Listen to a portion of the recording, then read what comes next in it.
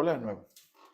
La presente cápsula es para hacer una reflexión en torno a la argumentación que deben proponer los litigantes en los juicios a fin de que los tribunales, sean o no de amparo, emprendan un estudio de constitucionalidad o convencionalidad de un acto o norma. Así, considero preciso evidenciar que, atendiendo a diferentes criterios de la Suprema Corte de Justicia de la Nación, cualquier autoridad jurisdiccional en el país puede inaplicar un acto o norma por estimarlo inconstitucional o inconvencional. A esto se le conoce como control difuso de la constitucionalidad.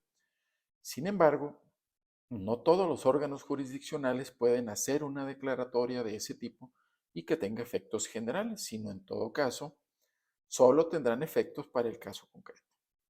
En principio, conviene señalar que, con independencia de los métodos de argumentación e interpretación que se utilicen, entre ellos el básico compuesto de una premisa mayor, una menor y conclusiones, la Suprema Corte de Justicia de la Nación ha señalado que, para que un tribunal emprenda un estudio de constitucionalidad o convencionalidad, es necesario que las partes hagan un esfuerzo mínimo argumentativo, que, traducido al método aludido, se compone de la siguiente forma.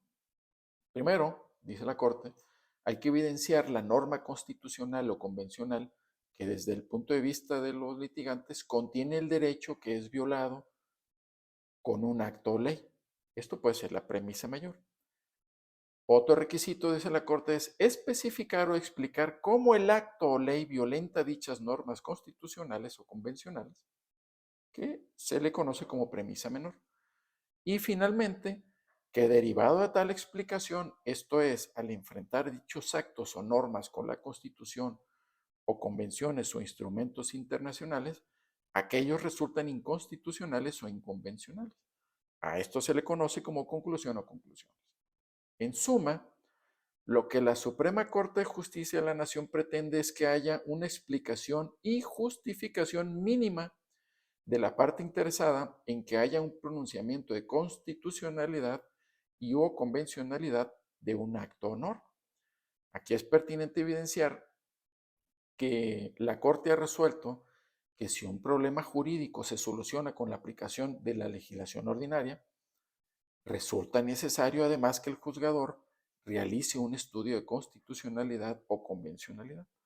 Lo anterior, a pesar de que la misma Corte ha resuelto que los jueces pueden emprender de manera oficiosa o ex oficio dicho control. Ello es así porque la Corte también ha reconocido que exigir a los jueces un estudio de esta naturaleza en todos los casos implicaría poner en riesgo la impartición de justicia, pues resultaría técnica y físicamente imposible hacerlo en todos los juicios en los que tal estudio no se propone, ni aun en aquellos en los que aplica la suplencia de la queja deficiente. En esencia, la Corte ha sostenido que manifestaciones genéricas y subjetivas de las partes, en el sentido de que una norma o acto es inconstitucional o inconvencional, por sí son insuficientes para que un juzgador emprenda un estudio de esa naturaleza. De ahí la importancia de construir argumentos mínimos para ello, lo que solo se logrará al contraponer el acto o norma impugnados frente a un precepto, derecho fundamental o humano previsto en la Constitución Federal o algún tratado en materia de derechos humanos, explicando, se insiste, las partes deben argumentar, justificando el porqué de la inconstitucionalidad o inconvencionalidad. Bien, hasta aquí algunas reflexiones sobre los requisitos mínimos para que los juzgadores emprendan un estudio de constitucionalidad o convencionalidad. Gracias y hasta pronto.